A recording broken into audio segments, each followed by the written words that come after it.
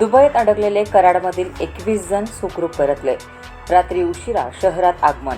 दुबईहून परतलेल्या आजीला नातवाची घट्ट मिठी. हेल्थ इन्शुरन्स कंपनीच्या कार्यक्रमासाठी दुबईला गेलेले कराडमधील 21 नागरिक युद्धजन्य परिस्थितीमुळे काही काळ तिथे अडकले होते. मात्र सर्व अडचणींवर मात करत हे सर्वजण शुक्रवारी रात्री उशिरा कराडमध्ये सुखरूप पोहोचले. त्यांच्या आगमनानंतर कुटुंबीय आणि नातेवाईकांनी त्यांचे आनंदाश्रूंनी स्वागत करत गळाभेट घेतली. दुबईमध्ये निर्माण झालेल्या तणावपूर्ण परिस्थितीमुळे विमानसेवा काही काळ विस्कळीत झाली होती. त्यामुळे कराडमधील हे नागरिक थेट प्रवास करू शकले नाहीत. विविध मार्गांचा वापर करत आणि भारतातील वेगवेगळ्या विमानतळावर उतरून त्यांनी अखेर भारत गाठला. त्यानंतर ते कराडमध्ये पोहोचले.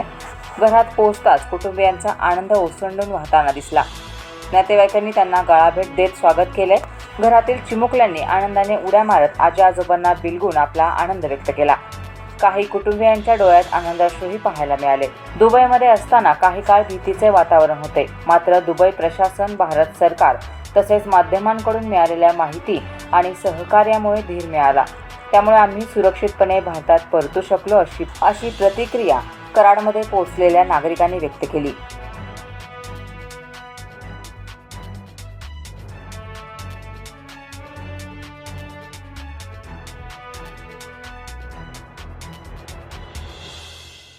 ॲक्च्युली आम्ही खूप आनंदात गेलो होतो. आम्हाला केअर हेल्थ इन्शुरन्स कंपनीने एक ट्रिप आयोजित केली होती आणि तिथे एक दिवसाचा आमचा फंक्शन पण कार्यक्रम चांगला होता. ज्या आनंदाने आम्ही इथनं गेलो, खरोखरच एक 2-3 दिवस चांगल्या आनंदात गेले आमचे. आणि बुर्ज खलिफावरून आम्ही खाली आलो आणि एका तासात आम्हाला बातमी कळली की अमेरिका आणि इराणचं युद्ध सुरू झालेलं आहे आणि आता तुम्हाला बाहेर फिरताय. सगळ्यांच्या आनंदावर खरं विरजण पडल्यासारखं झालं. आम्ही सगळे नर्वस झालो. परत त्या पाठोपाठ लगेच कळलं की अबुधाबीच्या एअरपोर्टवरच एक हमला झालेला आहे.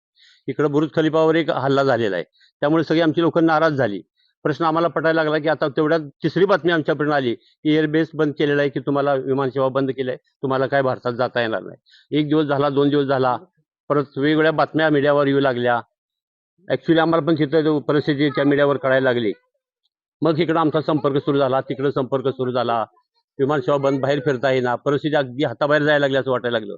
मग घरच्यांचे फोन, कराडावरून सगळ्यांचे फोन, तिकडे भारतातले मोठमोठ्या लोकांचे फोन यायला लागले, इथले फोन यायला लागले, काही परिस्थिती. आणि बघता बघता मग असा एक दिवसानं झाला की आम्हाला भारत सरकारच्या प्रयत्नानं किंवा मीडियाच्या दबावामुळे म्हटलं ते चालेल, मोठं एक प्रेशर आणलं आणि सुरू झाली सेवा. सुरू झाल्यानंतर आम्ही आनंदात झालो. तेवढ्या लक्षात आलं की माझं तिकीट मुंबईला, मिसेस तिकीट हैदराबादला, कोणाचं बेंगलोरला. परत आणि थोडी अडचण झाली, पण त्या परिस्थितीनुसार मार्ग काढून आम्ही इथंपर्यंत सुखरूप पोचलो. आम्ही काही लोक रात्री मुंबईवर आलो.